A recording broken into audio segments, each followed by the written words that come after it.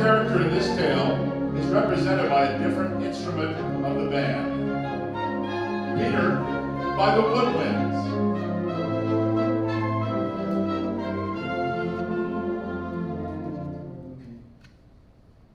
The bird will be played by the flute.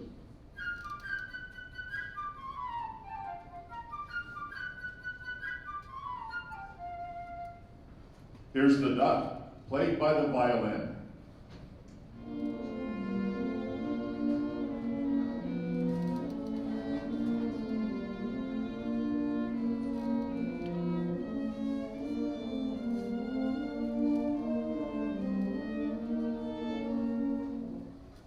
The cat by the clarinets.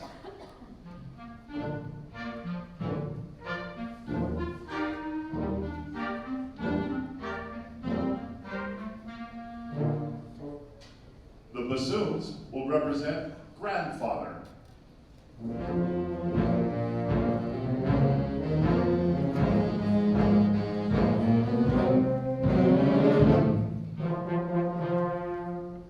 The blast of the hunter's shotguns played by the drums.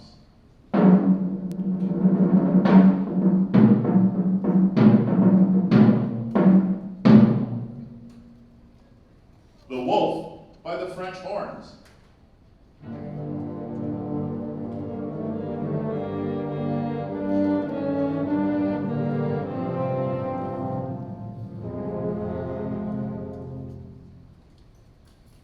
Once upon a time, there was a boy called Peter.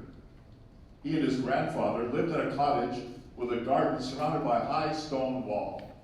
Outside, there was a great meadow, and beyond the meadow, a deep, dark forest. Early one morning, Peter opened the gate and went out into the big green meadow.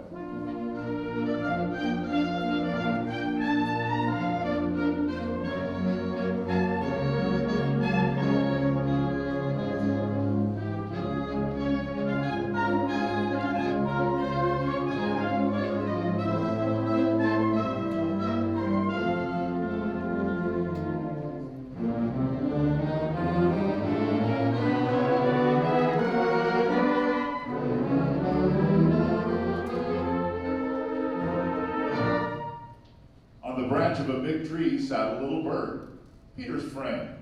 All is quiet, chirped the bird happily.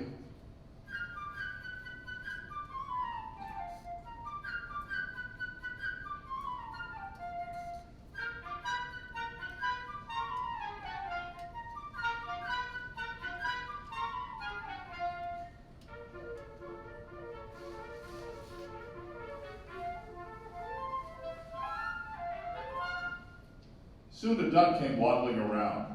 She was glad that Peter had not closed the gate and decided to take a nice swim in the deep pond in the meadow.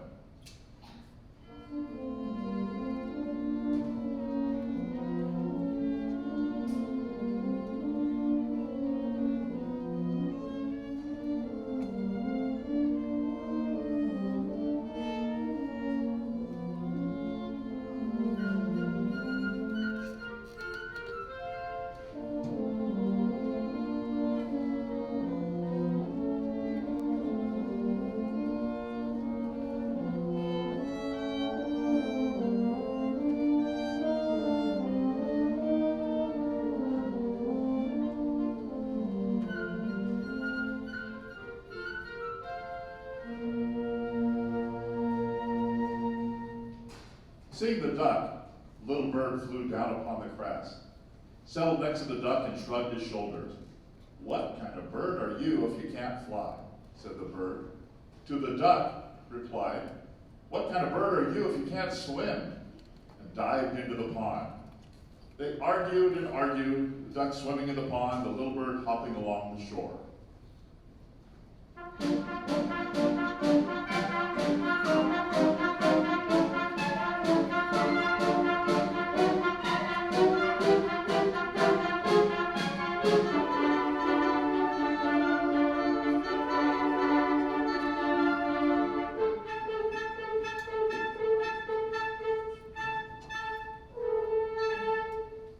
Suddenly, something caught Peter's attention.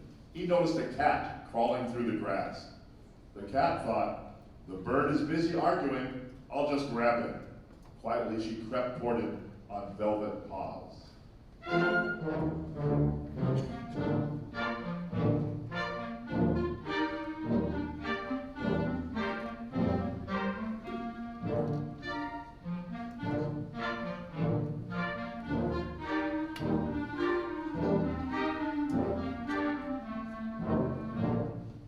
Look out!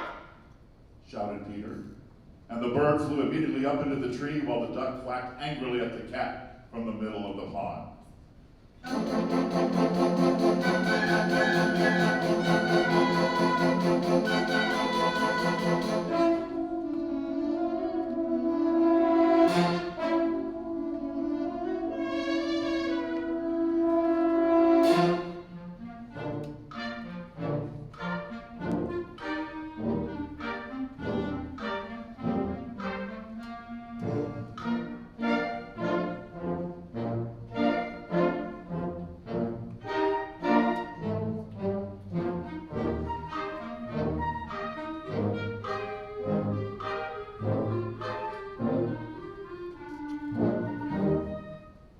Grandfather came out. He was angry because Peter had gone into the meadow. It's a dangerous place. If a wolf should come out of the forest, then what would you do?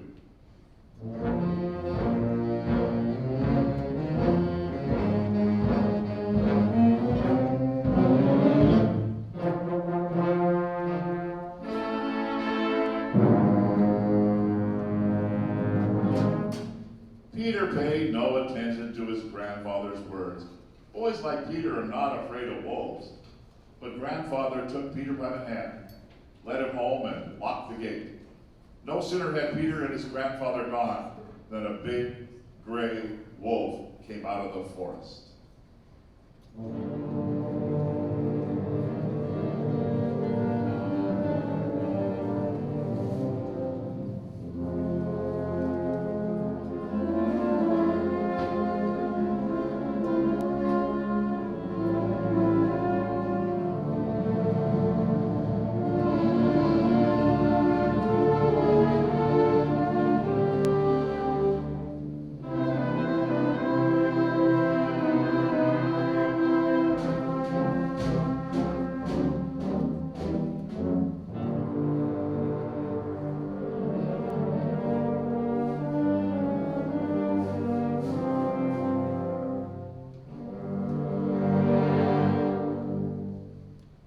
In a twinkling, the cat climbed up the tree. The duck quacked, and in her excitement jumped out of the pond. No matter how much the duck tried to run, she couldn't escape the wolf. He kept getting nearer and nearer until he got her, and with one gulp swallowed her.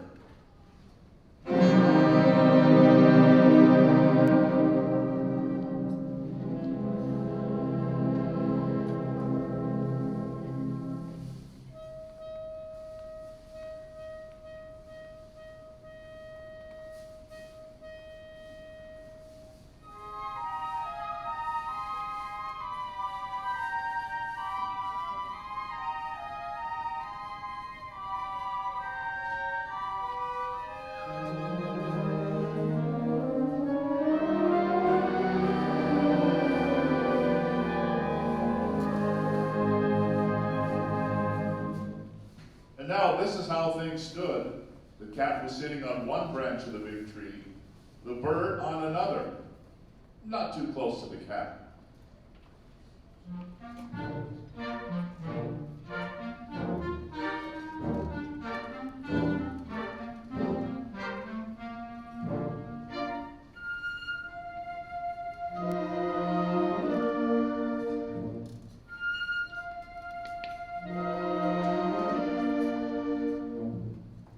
While the wolf walked round and round the tree, looking at them with greedy eyes.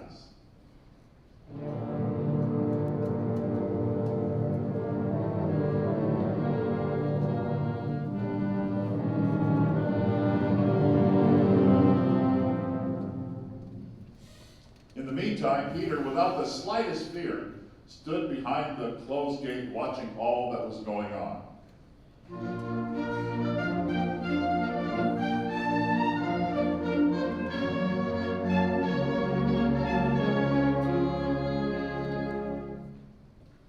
Peter ran home, got a strong rope, and climbed up the stone wall.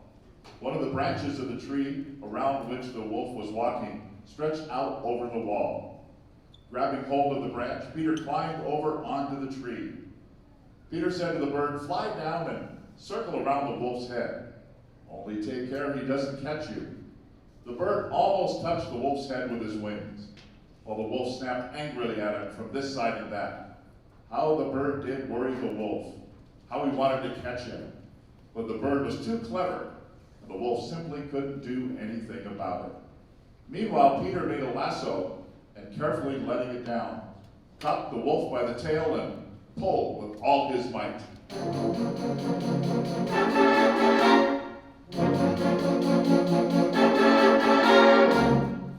Feeling himself caught, the wolf began to jump wildly, trying to get loose.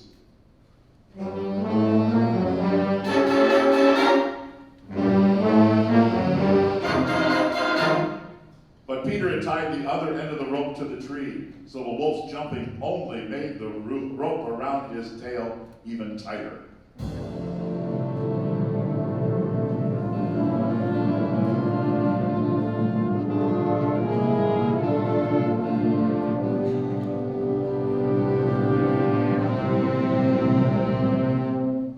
Just then, hunters came out of the woods, following the wolf's trail and shooting as they came.